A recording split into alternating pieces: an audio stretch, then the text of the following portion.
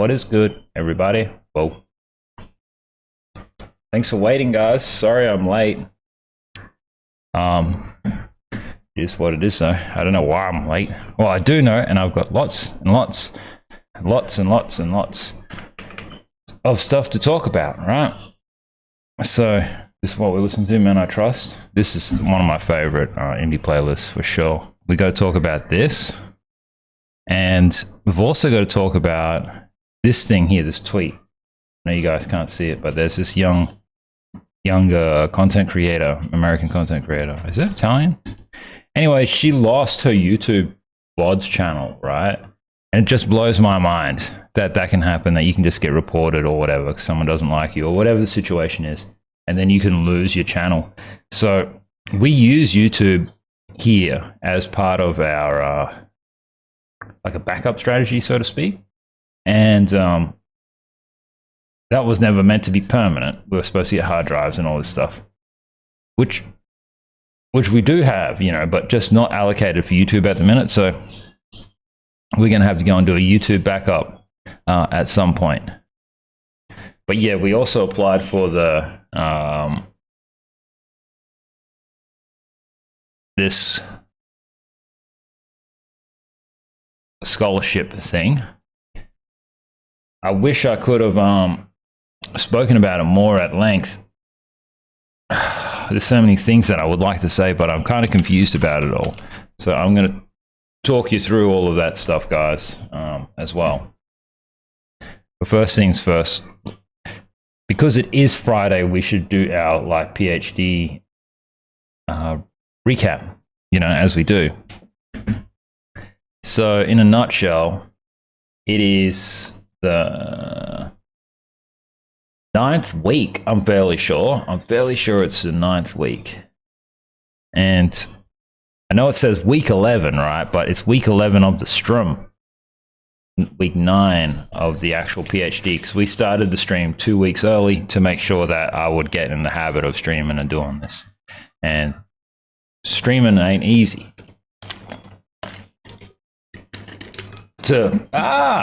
I dropped the lid.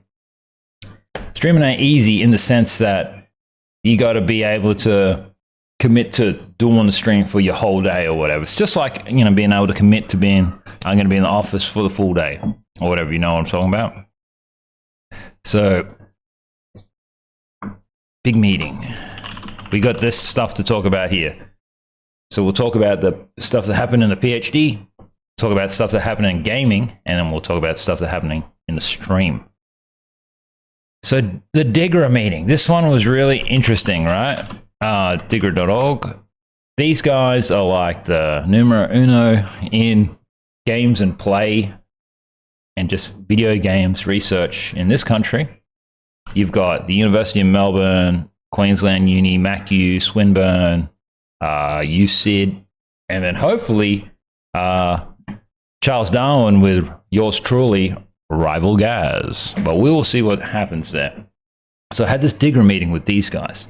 What was so fascinating about it was I got to hang out with some other PhD candidates, and I was reminded by the differences between myself and those candidates. So everyone goes through like a research training program as part of their doctorate in this country, and different universities make different academics effectively, right? And one of them was a candidate who worked with Dr. Mark Johnson, who was my initial pick for a supervisor because he wrote the book on Twitch. I would have loved to have worked with him at the University of Sydney's Game and Play Lab, right? So if you don't know what that is, Game and Play uSyd, check them out. They're marvelous. These guys are great. There's a new person. There's Mark there. He's deputy director now. He used to be actual director, but I imagine he's probably had to step back because he's got a zillion things going on, not to mention his own game. Absolute champion. So we're hanging out with these Digra folk, right? And they're at the University of Sydney, University of Melbourne, and they're so academic and intellectual. They are very arts, very media and comms, so they have all this big, rigorous intellectual background across all these different domains that are kind of foreign to me, right? and things that I'm going to have to get acquainted with. Whereas, like for me, I've got the tech side. I got the tech side in a big way, and I've got the whole, like I got the government national security background that I have, you know. So I approach things totally differently to them. I'm also doing elite gaming, doing totally different projects to them. But all I have to say in a nutshell is I was very impressed by them, how intelligent they were. I hope that I didn't make a fool of myself because I'm here at Charles Darwin. But the big thing that I noticed, I've already graduated from the University of Melbourne, right? My certificate's in the other room. And from ANU, I'm brilliant, you know? I have no equal. What stood out to me was the fact that these guys read. They were learned and they were read up. And my reading is trash because I spent so much time gaming. And I got a game. I'm the POG, you know? I got a game. I've got to get exposure to all these games. So if I was doing a PhD in sort of like anything literary, I would have to read. If I was doing it on music, I'd have to listen. If I was doing it on, you know, movies and film, I would have to watch. But I'm doing it on games, and I got a game, if that makes sense. But I've also got to read. And I know that reading streams aren't the most interesting, but I'll find a way. We got to do the content regardless, guys. I got to get my reading up. So ideas that I had was like, when I'm in the swing of it, I'll do like one reading a day on stream. That's what I thought, one reading a day. If I can get into that, PhD goes for 3 years, you know. If I do multiple readings in one day to get myself, on average, over a 3-year period, I would have read nearly 1,000 pieces. And I'll read 1,000 pieces anyway, but the difference is reading them on stream is a different kind of artifact, a different kind of experience in both reading and learning. So I'm very excited about trying to institute something like that. So I felt like I was on the back foot, but I felt like I could keep up with them. Okay, what about the stipend application? So that's what we were looking at. The higher degree by research scholarships. Competitive round is what we went for. Apply now. We went and we applied, and I wrote a big statement, and I contacted the university because they had said basically like, the form is the form, but the form looks like you have to apply for the PhD again. And I was like, it's asking for my citizenship documents and stuff. Like, what am I doing?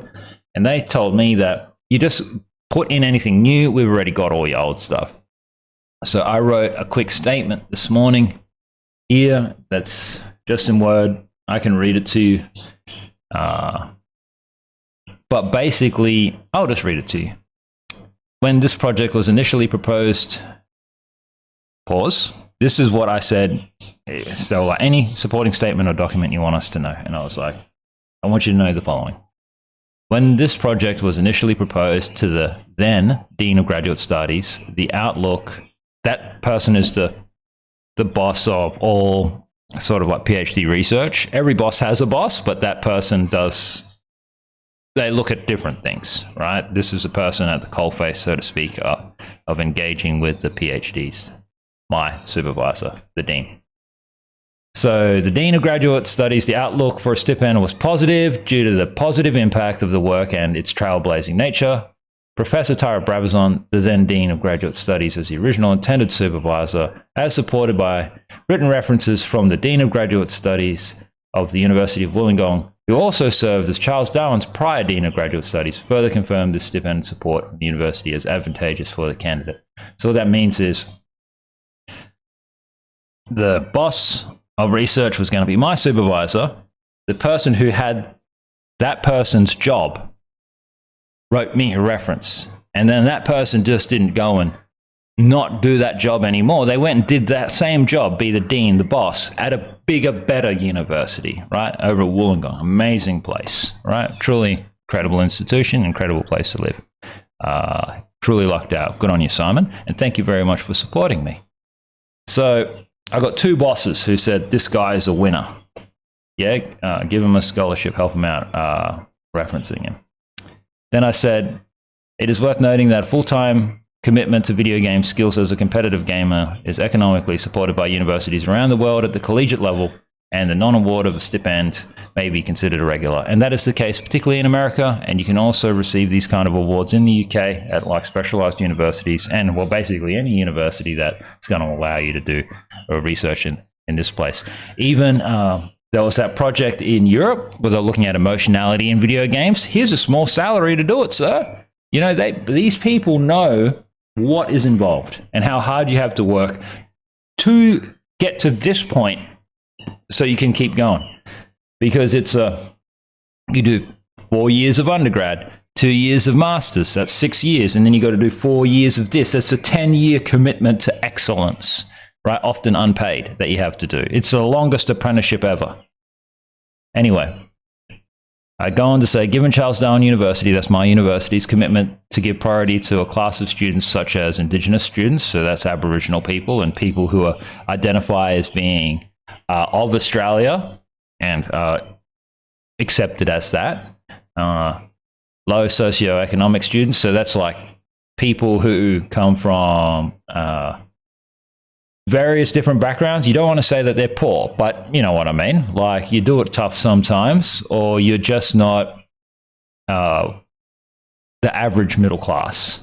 And then students undertaking research in a particular discipline or emerging area of research strength, or students undertaking a HDR degree for the first time.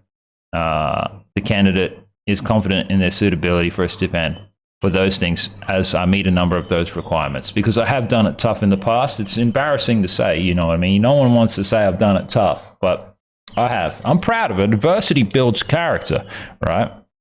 Also, I don't need a lot. And I've done all the things that I've been able to do. And typically, all right, the typical experience is, even if you were an elite upper class person, you're not going to be at the height of your economic power at the time you're at university. You're probably in shackles, just because you're a young fellow or a young woman who still needs to come into their own first before the trust is truly yours. And rightfully so. Right? So I said I'm suitable for the stipend based on those grounds. I said, I'm a Darwin, they are a Darwin local, the first in their family to go to university, which I am, and the first to attain a higher degree from multiple, a group of 8 universities, which is that's our Ivy League, the group of 8. Then I said, not only I did that, I returned to the territory to work in both military and government capacities to better the lives of Indigenous people through their food security and the Army Reserve. Proud graduate of the TEP2 program over 15 years ago. That's their program, that Charles Darwin's program for kids who did it tough, right? Who, you know, I was a run amok, right? So I didn't graduate. I didn't get a GED or whatever you guys call it in America. Yeah, I'm a high school dropout. But I did a program because I was like, hey, you know, I'm kind of, when I was young, right, and stuff, I dropped out. Then I started getting thousands of dollars a week. I went into sales. Yeah, I wore a suit. I was a gun. I left Darwin. I went to a big city, and you know, the rest was history. But I realized that I still needed an education, and particularly because I wanted to take my career and go into the army. I was like, oh well, you know, having an education is necessary because our army in Australia is extremely professional, and if you think, it's like a bit of a myth or an illusion that like army boys are dumb, you know, they're actually wicked smart, and they'll kill you if necessary. Professionally. Anyway, so before I say anything too deadly, I did TEP, yeah? That's the program. I did it 15 years ago when I was a young guy. And basically, I said, this candidate is an outstanding alumni of the university, giving their relative opportunity to resources, which is true. You know, I've done a lot more than a lot of other people have with a lot less. And I said, finally, due to the series of unforeseen circumstances, candidate does not hold traditional higher academic honors, which is what they assess you on. Higher honors is something that you definitely get if you're from the class. Because that's the pathway. They already know this is what you're doing, so go and do it. How was I supposed to know? I'm not one of these guys yet at the time. Now I do know. So I said, like, during the candidate's undergraduate, instead of completing honours at the Australian National University with Emeritus Professor Desmond Ball in nuclear security, focusing on Northern Territory and Pine Gap, which is all true, Due to the passing of Professor Ball, which was terrible, the candidate was accepted into the National Security College and the Asia Pacific College of Diplomacy with a grad cert of studies. So I studied diplomatic studies and I studied national security and got to meet all these wonderful people, including the head of the CIA and all this sort of stuff. It was wicked. But I don't do that kind of work, right? I play video games.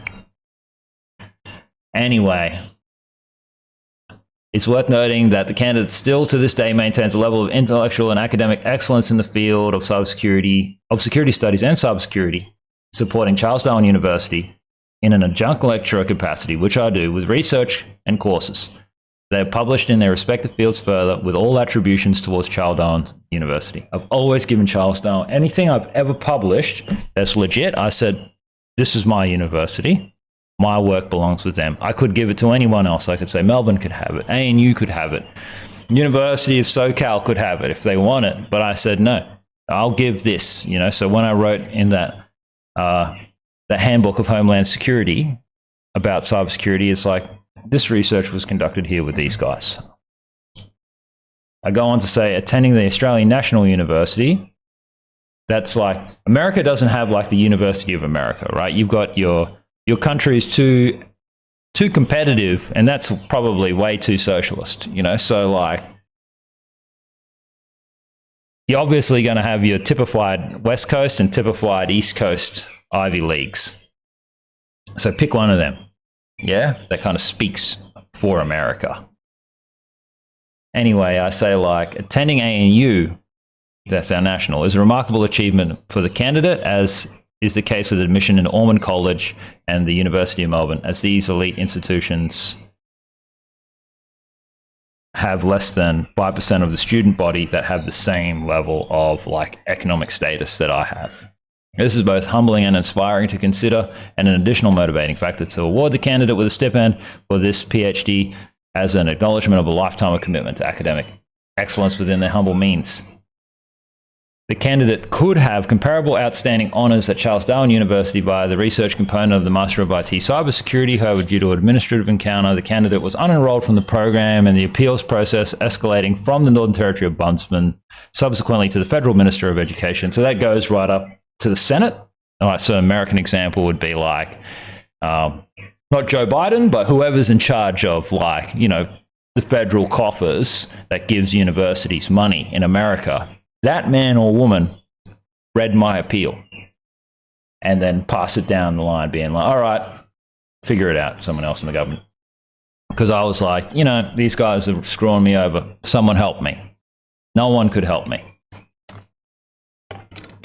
The result was no award for me by the decision of the university, which sucked. With this in mind, the Scholarships Committee can make the correct and ethical decision to support the candidate with a stipendiary scholarship in the Australian Government's research training program. Because it's not my fault. It's through no fault of my own that I don't have that. Right? Anyway, since coming into the program, the candidate has successfully completed over 300 hours of live stream and high-level gaming, live and directly broadcast from Darwin to a global audience, who follows along with the candidate's PhD journey. Here is further proof of my concept. That is, I create an artifact. This is all an artifact. I'm going to have the thousands of hours of stream and thousands of hours of footage and all the stickers and all the memes and all the jokes and all the stuff that we come across and everything else. And we're going to analyze all of this, all my gaming and stuff, and go, what do we know? What did we find based on this experience, right? That's proof of concept, guys. MVP, minimum viable product. Right, so I do it from Darwin. They have a first draft of the confirmation of candidature and can talk extensively on the topic already. They've completed the Epigeum research training early, taken in stride the supervision changes, and secured an outstanding team of academics, including the following academics, not to mention the deepening university research links across the country through active participation at conferences and events already. Candidates' industry links are strong in the territory, as they've been an ardent supporter of esports development here since the development of the local video game scene began. Since starting, they've completed 4 additional courses with the University of California, Irvine online in the esports thing. That was easy to do, but at least I did it, right? To bring the best of the best back to this university. The candidate's long-term prediction is to create and keep pace with the university's across Australia to ensure that the Territory is a competitive player in the gaming space as the other universities roll out their esports teams, game and play labs, and pursue research inroads into this field, right? I don't want the Territory in my hometown to get let down. No way. No way, Jose. Like, it's kind of like in America, it's like you would think that doesn't matter where you are in America, a vault could be built there, right?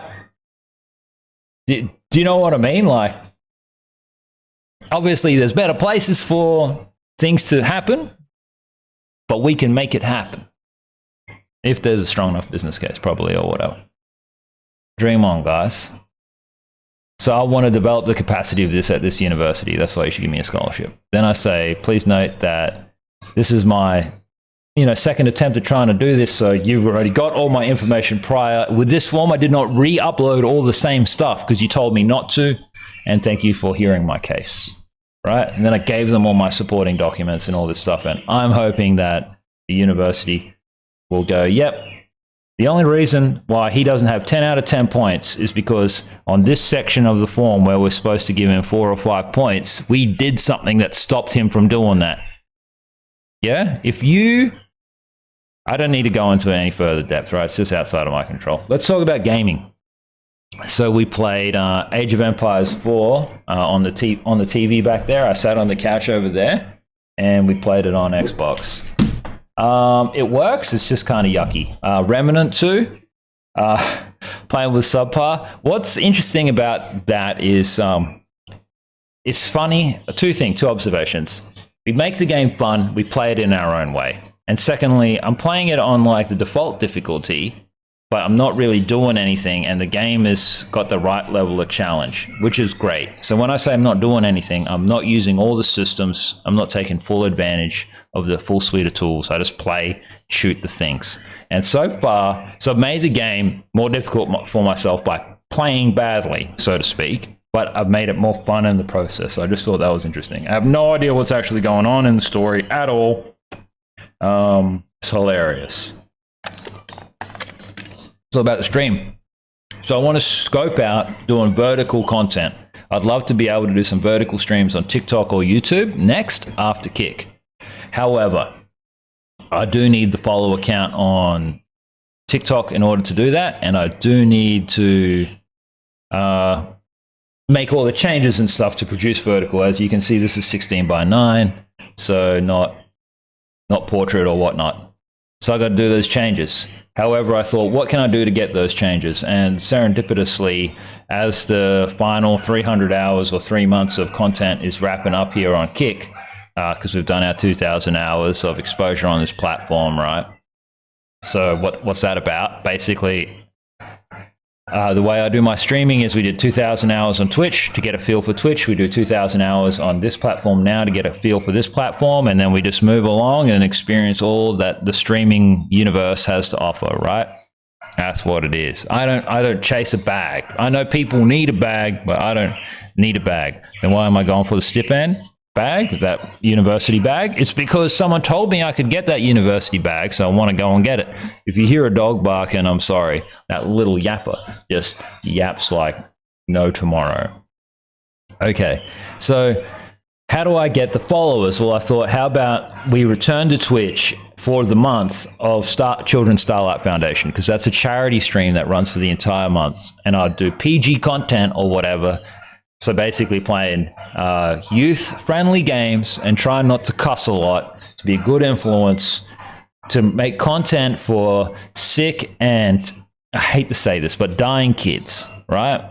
To let them have fun and play the video games and make parents happy, make the kids happy. That goes for a whole month. You'll see a different side to Rival Gaz. We'll try to rizz up the set and play all sorts of stuff. Maybe we'll do Roblox, Minecraft, maybe we'll do like Ratchet and Clank. Maybe we'll do some actual board games. Maybe a walking the dog stream, watering the garden stream. You know what I'm trying to say? Like just all sorts of different kind of content. It's going back on Twitch as well. So all of this stream and overlays and stuff all needs to get rizzed up. And that's the plan. Just to punch that, work really hard at that, try to support the charity. It says here in Discord, wherever it is, that I am a Starlight streamer. I didn't know I was a Starlight streamer, right? I didn't know they considered me as one of them. Right, I'm in this Starlight streamer category here. There I am, Rivalgaz. And right above me is Pastilli, the biggest Aussie streamer of all, because he's the ETF, Escape from Tarkov, first-person shooter god in this country, right? He's amazing. I'd love to interview him one day. So yeah, my name's right underneath him. Maybe when you go to EB Games or GameStop in this country, you might see Rivalgaz's name nationwide. No joke.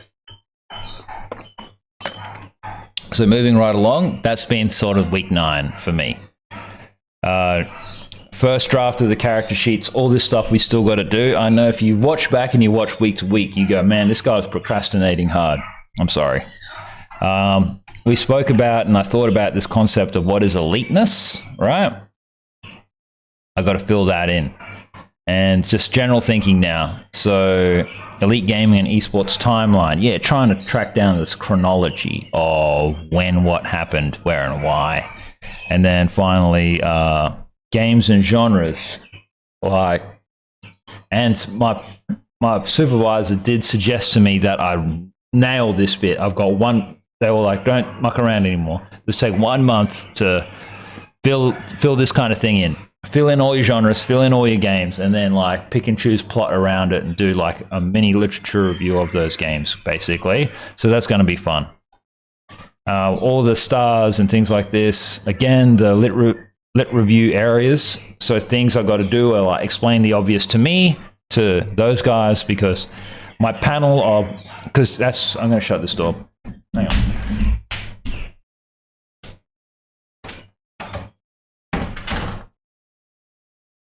Yeah, thanks, guys. Because my panel, I've got 3 non-pro gamer women as my supervisors, and I'm so lucky because like nothing is obvious, right? It's all obvious to me, but I'm kind of like knee deep, 10 levels of the iceberg deep. Do you know what I mean? I'm like the server code of 4chan, and these people are like, the Wi-Fi is not on, if that makes sense. So it's brilliant because I'm going to have all my assumptions tested. I got to do the reading, methods and theories, the lit review part, and the 5-factor model lit review part. Not a lot of work coming up in terms of theorization about stuff, but I think we've done pretty well. And then we just have our notes. There's not a lot to talk through there. There might be something to talk through here real quick. In the Notion. Yeah, so again, so meeting with the principal supervisor and having them say whatever it is that they wanted to say to me and stuff. Amazing. Thank you so much, Adele. You're just a star. Basically, the takeaways for me was to find the gaps in literature and problematize them, determine the new knowledge expectation, determine the usefulness of my work for other disciplines, looking into games testing before they hit the market, right? She was like, there could be something there. I don't know what, but I've got to look at that, determining if I have any predictions, outlining with greater specificity what my industry engagement is, and then a couple of theories. One theory she suggested was I'll look at conversation theory, and then the theory that I said that they were discussing at Melbourne and Sydney was ludology versus narratology, because it's worthwhile noting that a lot of games and play research is based in media and communications, and so based in arts, and they do like textual analysis in video games as text and video games as language and things like this, right? Human expression and so on. And I'm like, what about the sociology? What about the anthropology or the sort of digital ethnography of different communities and things like this? That's kind of the area that I'm kind of interested in. But there's also hard sciences. So like, you know, my hand injury and how I manage my hand, and the brain stuff, what happens in my head when I get great at Hades, or just a truly interdisciplinary nature of my work is just all there. It's just big, heaps of stuff to go through. But yeah, guys, that's basically my sort of PhD recap at present. I've just tried to go lightning fast through it because I do know that I'm late to the stream. It says here that I've been streaming for 40 minutes, but we are basically at 10 o'clock now with 8 minutes to go. So I was about 20 minutes late today. The reason that I was late was because, again, I was doing this competitive round scholarship to try and get myself a second one. And truly, it would be amazing to get, but if we don't get it, we don't get it. We'll find another way. I'll work for my money. I don't want to monetize the stream. The reason why I don't want to monetize the stream is because I don't want it to change the nature of what it is that I do. And I don't want, at this stage, as I'm just kicking off and like getting established, I kind of don't want anyone to think that I'm like only doing this for the money or whatever. Like, I've got my passion. The way I kind of explain it to people is like, think about like Charles Darwin, right? Because we're at Charles Darwin University. This guy, old mate Charles, he didn't go and sail the world and do all this stuff primarily out of commercial interest, right? It cost a fortune in order for him to do what he did, and he needed to get the money for it, right? And that's kind of what I'm trying to do, just to get enough money to do what I need to do. Not doing it for money. I'm doing it for just pure passion and the belief in the power of gaming, right? And what it can do. And being technologically minded and pretty good with computers and stuff, and having been shaped by the School of Computing and Information Systems at the University of Melbourne, I'm very curious about what the societal impacts are of gaming, as well as the human-computer interaction side and how it is that we make good games. And I'm hoping that all my work can feed into it. And from a security studies side, like if you've been keeping pace with the changing and evolving nature of war, you can see the value of being able to say, hang on, this guy knows what eliteness is at using computers in these specialized ways. All right, guys, I'm going to get out of here. I'm going to have a quick break. Please actually project into the stream room as I get ready for our second segment. Turn the TV on, put the golf on, and all this stuff.